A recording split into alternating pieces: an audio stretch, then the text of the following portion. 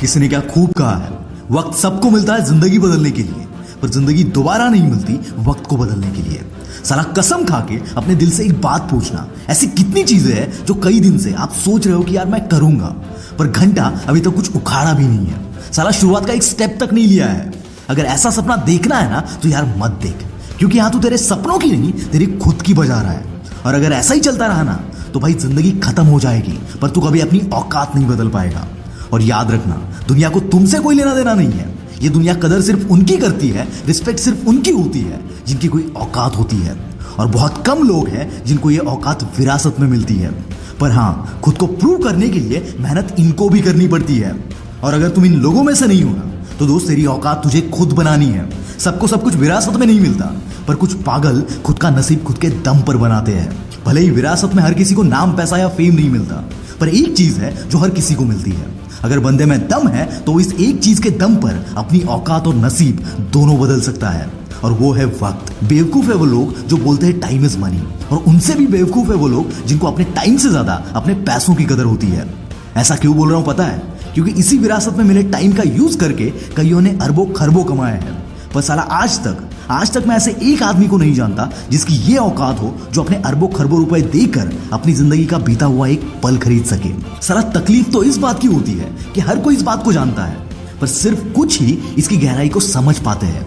बीच में एक रिसर्च पढ़ी मैंने, उसमें लिखा था कि 95% लोग ये तक ट्रैक नहीं कर पाते कि उनका वक्त जा कहाँ रहा है। क्या आपको पता है आपका वक्त कहाँ जा रहा है? क्योंकि दोस्त, खाने पीने और सोने के बावजूद भी कई सारा वक्त हमारे पास होता है, और ये वक्त चला जाता है मोबाइल फोन में।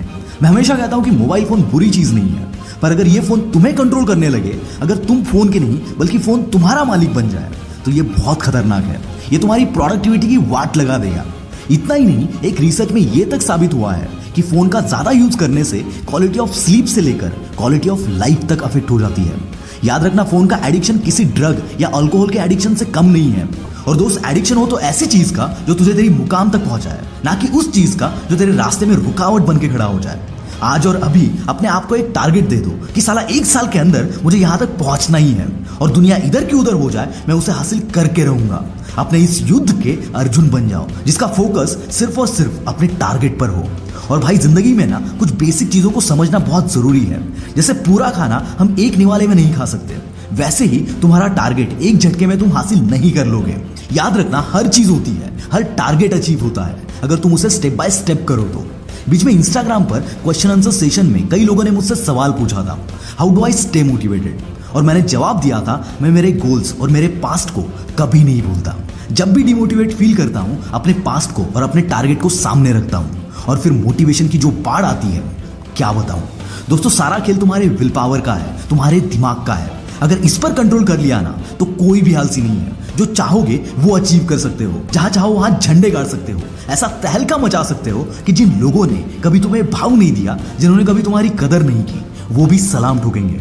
जाते जाते एक बात कहना चाहूंगा, सिर्फ किताबें पढ़कर आज तक किसी ने पैसे नहीं बनाए, ना ही कोई कामयाब हुआ है। जब तक किताबों में कही गई बातों को अपनी जिंदगी में इंप्लीमेंट नहीं करोगे, कुछ उखाड़ नहीं पाओगे। So read and implement. This is Mangesh from the will power star, signing off for the day.